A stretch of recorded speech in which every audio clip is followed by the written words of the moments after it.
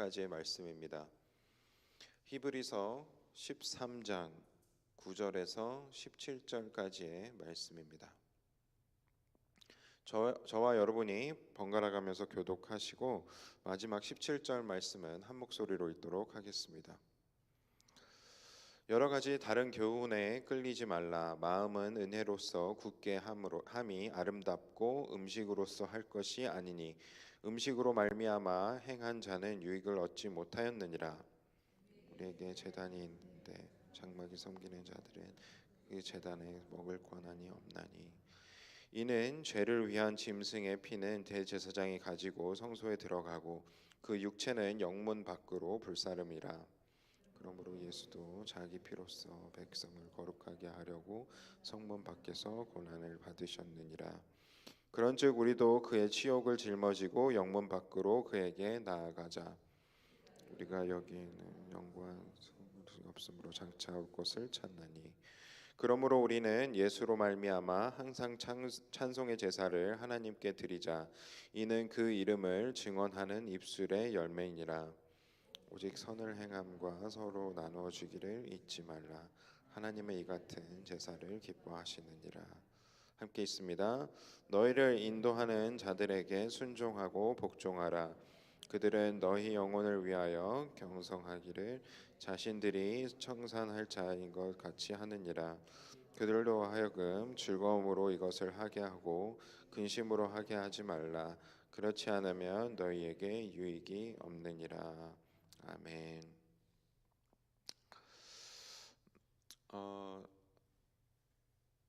제가 어릴 때부터 저는 이제 목사님 가정에서 계속해서 제가 기억하는 가장 어릴 때부터 자라왔기 때문에 교회라는 곳에서 제가 해야 할 일이 항상 있었던 것 같습니다. 중고등학교 때부터 찬양팀을 했었고 그리고 반주도 하고 또 대학생이 됐을 때는 뭐 주일학교 선생님도 하고 그리고 또 교회에서 여러 가지 제가 할 수 있는 거는 다 해봤던 것 같습니다. 근데 그때 당시에 저의 모습을 좀 돌이켜 보면 물론 제 안에는 믿음이 있었고 그렇기 때문에 교회를 섬겨야 하는 그러한 순종의 마음으로 한 것은 맞지만 제 안에 정말 그 사역들을 하면서 기쁨이 있었는가에 대해서 돌이켜 보면 그렇지는 않았던 것 같습니다. 그냥 하라고 했기 때문에 했었던 것들이 대부분이었고 또 다른 사람이 할 사람이 없었기 때문에 또 저한테 맡겨지는 것들이 많았었기 때문에 그래서 억지로 하게 되는 경우들도 참 많이 있었습니다. 그런 경험들을 통해서 돌아보면 제가 어떤 경험적으로 느꼈을 때는 어린 시절에 경험적으로 느꼈을 때는 그런 섬기는 자리에 갔을 때에는 그것이 참 은혜 받지 못하는 은혜 받기 힘든 자리다. 그러니까 예를 들면 찬양팀의 반주로 섬기게 된다면 회중들 가운데 앉아서 찬양을 함께 드릴 때보다 훨씬 더 많은 에너지가 필요하고 또 집중력이 필요하기 때문에 예배 그 자체에 집중하고 하나님을 경험하는 하나님의 임재를 경험할 수 있는 자리는 아니다라는 그런 선입견 같은 것이 있었던 것 같습니다. 그래서 찬양팀으로 섬기는 것은 은혜로운 자리는 아니다. 결론은 그렇게 제가 내리게 되었던 거죠. 근데 그 생각이 하루아침에 바뀌었던 경험이 있었는데 그냥 어느 날 갑자기 제가 대학생 때 어느 날 갑자기 한 예배를 통해서 그것도 제가 하게 된 찬양 반주를 하면서 경험을 하게 된 강력한 하나님의 임재를 통해서였습니다. 제가 그 어느 곳에서 어떤 방법으로 예배를 드리던 한 번도 경험해 보지 못했던 그런 강력한 하나님의 임재를 경험하게 되고 그때부터 생각이 완전히 달라지게 됐죠. 그래서 결국 제가 내린 결론은 어느 곳에서 어떤 방법으로 하나님을 섬기든지 그곳에 내가 하나님께 정말 진실로 내 삶을 드리겠다라는 마음으로 예배를 드리고 있는지, 또 그 예배를 하나님께서 기뻐 받아주셔서 그곳에 나와 함께하고 계신지가 중요한 것이지, 내가 어떤 방법으로 하나님을 예배하는지는 사실 중요한 것은 아니다라는 것을 저는 깨닫게 되었습니다. 옛날 이스라엘 사람들의 어떤 역사를 돌아가 보면 그 이스라엘 사람들은 예수님의 시대 이전에 어쩔 수 없이 육신의 법, 결국 이제 율법을 지키는 것을 가장 최우선으로 여겼고, 그것을 지키는 것이 그들에게는 예배였고, 그것이 하나님을 섬기는 유일한 방법이었을 것입니다. 그렇기 때문에 그들이 더욱더 열심일 수밖에 없는 것이고, 어떻게든 구원을 받기 위해서, 하나님의 사랑을 받기 위해서, 하나님의 택하심을 받기 위해서는 어떻게 해서든 최선을 다해서 율법을 지킬 수밖에 없었던 것이죠. 그런데 그게 인간의 힘으로 되는 것이 아니었습니다. 열심으로 되는 것이 아니었기 때문에 결국 하나님께 의롭다 하심을 받는 방법은 결국 믿음 하나뿐이었다. 하나님을 믿는 믿음 하나뿐이었다라는 것을 결국 우리는 예수님을 통해서 깨닫게 됩니다. 그것은 예수님 이전에도 그랬고 예수님 이후에도 마찬가지로 동일하게 그 어떤 상황 속에서도 결국 우리가 의로워지는 방법은 하나님을 믿는 믿음, 예수 그리스도를 믿는 믿음 안에서 이루어진다라는 것이죠. 그것을 이제 히브리서 기자가 여러 가지 방법을 통해서 사람들에게 전하고 있는 것입니다. 가르쳐주고 있는 것입니다. 그리고 여러 가지 잘못된 이야기들, 여러 가지 잘못된 가르침들이 교회 안에서 이렇게 팽배해져 갈 때에 그것을 분명하게 바로잡기 위해서, 복음의 진리를 분명하게 하기 위해서 지금 이 히브리서 기자는 더욱더 예수 그리스도의 은혜를 강조하고 있는 것이죠. 그렇게 볼 때에 오늘 본문 말씀에서 우리가 참 은혜를 받을 만한 구절들이 참 많다라고 느껴집니다. 먼저 처음부터 우리가 다시 살펴보면 여러 가지 다른 교훈에 끌리지 말라, 마음은 은혜로서 굳게 함이 아름답고 음식으로서 할 것이 아니니라고 오늘 본문 말씀이 시작되어지고 있습니다. 여러 가지 다른 교훈들이 많이 있었던 것이죠. 너희가 구원을 받기 위해서는 이런 것들을 해야 된다. 너희가 거룩한 음식들을 먹어야 된다. 혹은 거룩하지 않은 부정한 음식들은 너희가 절대 먹어서는 안 된다. 이러한 가르침들이 있었기 때문에 사람들의 안에는 복음에 대한 혼돈이 있었던 것입니다. 그리고 분열이 있었을 것이고 서로를 정죄하고 판단하는 일들이 발생을 했을 것입니다. 이에 대해서 히브리서 기자가 어떻게 권면하고 있냐면 마음은 은혜로서 굳게 함이 아름답다라고 이야기를 하고 있습니다. 여기서 말하는 마음이 은혜로서 굳게 함이라는 것은 마음이 단단해지는 것을 의미합니다. 그러니까 흔들리지 않는다라는 의미인 것이죠. 하나님 안에서 믿음의 뿌리가 깊이 박혀서 어떠한 가르침에도, 잘못된 가르침에도 흔들리지 않는, 영향받지 않는 굳은 믿음이라는 것입니다. 근데 그것이 음식으로서 이루어지는 것이 아니라 무엇으로 이루어지는 것에 대한 또 가르침을 주는데, 그것에 대해서 예수님의 사역을 사용해서 가르쳐주고 있습니다. 자, 이때 당시에 사람들이 제사를 지내는 방법은 여러분들 잘 아시다시피 대제사장을 통해서만 가능했습니다. 그리고 그 대제사장을 통해서 희생 제물이 바쳐지고 또 그 피는 대제사장을 통해서 성소에 들어가고 그 육체는 11절에 나오는 것처럼 영문 밖에서 불사질러졌다라는 것이죠. 여기서 분명히 알 수 있는 것은 이스라엘의 율법 안에서는 성소는 거룩한 지역이고 하나님께서 계시는 거룩한 지역이기 때문에 부정한 것이 들어갈 수가 없는 것입니다. 그렇기 때문에 대제사장만 가끔씩 들어갈 수 있었던 것이죠. 그리고 이제 속죄 제물로 바쳐진 제물은 이제 부정한 것이기 때문에 그 육체는 영문 밖에서 불태워졌던 것입니다. 그렇게 예수님도 똑같이 희생 제물로 속죄 제물로 바쳐졌다라는 것을 이 히브리서 기자가 분명히 밝히고 있습니다. 12절 말씀을 보면 그러므로 예수도 자기 피로써 백성을 거룩하게 하려고 성문 밖에서 고난을 받으셨느니라. 이스라엘 사람들의 입장에서는 성소는 거룩한 곳이고 영문 밖은 부정한 곳입니다. 죄가 가득한 곳이죠. 그런데 예수님께서 하신 그 십자가의 희생을 통해서 그 상황이 완전히 바뀌어지게 됩니다.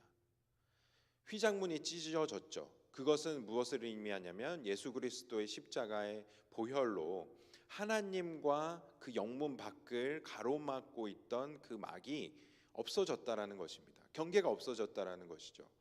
예수 그리스도의 십자가를 통해서 그 영문 밖 또한 거룩하여졌다라는 것입니다. 그렇기 때문에 13절부터 그런즉 우리도 그의 치욕을 짊어지고 영문 밖으로 그에게 나아가자라고 지금 히브리서 기자가 이야기를 하고 있는 거죠.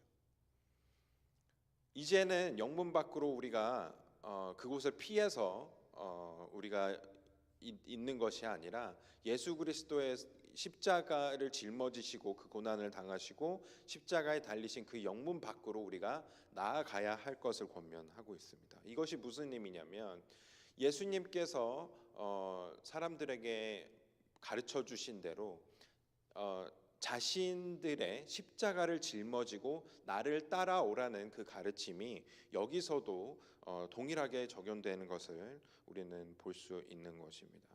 우리가 마음이 은혜로 굳게 해짐을 위해서는 필요한 것들이 있습니다. 그것은 단순히 우리가 예수 그리스도를 믿는 믿음으로 우리는 구원을 받았습니다. 그렇기 때문에 나는 이제 내 마음대로 살 겁니다라고 이야기할 것이 아니라 예수님께서 우리에게 가르쳐 주신 대로 우리가 정말 예수 그리스도의 보혈로 거룩하여진 사람이라면 죄가 사하여진 사람이라면 구원을 받은 사람이라면 예수 그리스도의 그 은혜에 참여하는 사람으로서 예수님의 십자가를 우리가 본받고 또 나의 십자가를 짊어지고 예수님께서 가셨던 그 길을 우리가 따라서 걷기 시작해야 한다는 것입니다. 그것을 히브리서 기자가 강조하고 있는 것이고 그렇기 때문에 13절에서 말했던 것처럼 우리도 그의 치욕을 짊어지고 영문 밖으로 나아가자라고 권면을 하고 있습니다. 그렇다면 이 그 치욕을 짊어지고 영문 밖으로 나아가는 삶은 어떠한 삶의 모습일까요? 그것을 오늘 본문 말씀에서도 한 4가지 정도로 말씀하고 있습니다. 15절부터 보겠습니다. 그러므로 우리는 예수로 말미암아 항상 찬송의 제사를 하나님께 드리자. 바로 예수로 말미암아 예수님을 통해서 우리가 항상 하나님께 찬송을 드리자. 이것이 첫 번째입니다. 그리고 두 번째 16절에 오직 선을 행함과 서로 나누어지기를 잊지 말라. 이것이 두 번째입니다. 그런데 중요한 것은 이 첫 번째 하나님을 찬송하는 것과 또 두 번째 오직 선을 행하고 서로 나누어 주는 것을 이 히브리서 기자는 하나님은 이 같은 제사를 기뻐하신다라고 이야기를 하고 있습니다. 결국 하나님을 찬송하는 것과 또 다른 사람을 섬기고 그 사람들에게 나누어 주는 것을 제사라고 이야기를 하는 것입니다. 분명히 히브리서 기자는 믿음을 통해서 구원을 우리가 받기 때문에 행위로 우리가 열심으로 구원을 받을 수 없고 또 그것에 우리가 얽매여 있지 않고 그것으로 인해서 우리가 서로를 정죄하는 일이 없어야 한다라고 이야기를 하고 있습니다. 그런데 중요한 것은 지금 무엇을 이야기를 하고 있냐면 하나님을 찬송하는 행위와 또 서로 선을 행하고 또 서로 나누어 주는 그 행위를 우리가 해야 한다라고 이야기를 하고 있는 것이죠. 근데 율법을 지키는 것과 이 나중에 이야기하고 있는 이 두 가지 행위에 분명한 차이점이 존재합니다. 전제 조건이 달라요. 그것은 무엇이냐면 율법주의자들이 율법을 열심으로 지킴으로 인해서 내가 구원을 받을 수 있다라고 생각을 하는 것은 잘못된 생각인 거죠. 왜냐하면 구원은 오직 믿음으로 이루어지기 때문입니다. 그 누구도 열심으로 율법을 지킴으로 인해서 구원을 받을 수 없습니다. 그런데 이 후자에 나오는 행위는 이미 구원을 받은 사람들이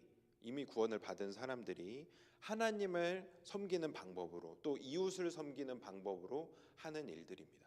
전제 조건이 다른 거예요. 우리가 구원을 받기 위해서 열심으로 무언가를 해야 한다라가 아니라 하나님의 칭찬을 받기 위해서 우리가 열심으로 무언가를 해야 한다라가 아니라 우리는 이미 구원을 받은 자로서 예수 그리스도의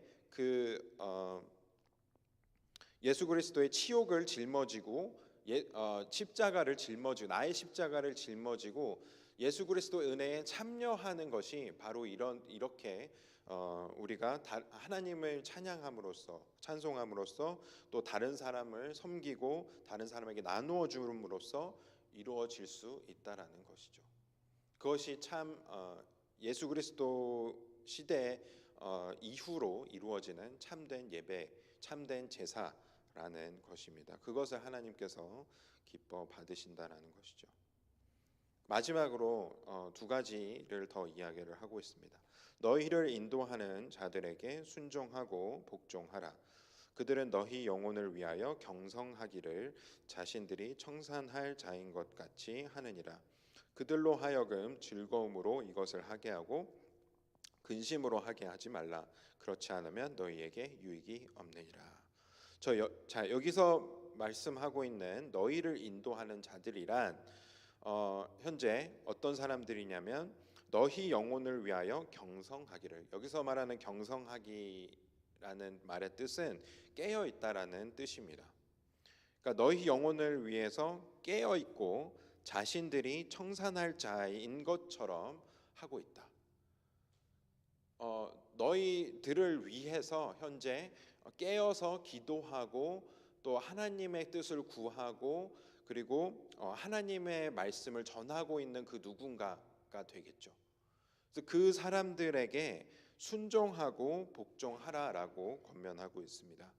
그리고 그렇게 순종하고 복종하는 것을 즐거움으로 하고 그것을 순종하고 복종하게 하는 것을 그들로 하여금 즐거움을 느낄 수 있도록 그렇게 하라라고 권면하고 있고 그들로 하여금 근심으로 그 자리를 섬기게 하지 말라. 근심케 하지 말고 항상 즐거울 수 있도록 그들을 도우라라는 말이 되는 것이겠죠. 우리 모두에게는 영적인 리더들이 존재합니다. 그가 누가 됐건 우리의 사랑방장들이 될 수도 있고 또 마을장님들이 될 수도 있고 또 저희 뭐 신앙의 어떤 멘토들, 부모님들이 될 수도 있겠습니다. 그런데 그분들이 항상 우리를 위해서 기도하고 계시고 중보하고 계시고 우리가 어떻게 하면 더욱더 하나님께 가까이 나아갈 수 있는지를 나아갈 수 있도록 그렇게 최선을 다해서 우리를 섬겨주시고 또 하나님을 섬겨주시는 분들이 계신데 그분들로 하여금 근심케 하지 않는 것, 또 그것을 즐거움으로 할 수 있게 한다라는 것이 참 우리가 가지고 있는 우리 모두가 가지고 있는 몫이라는 것입니다.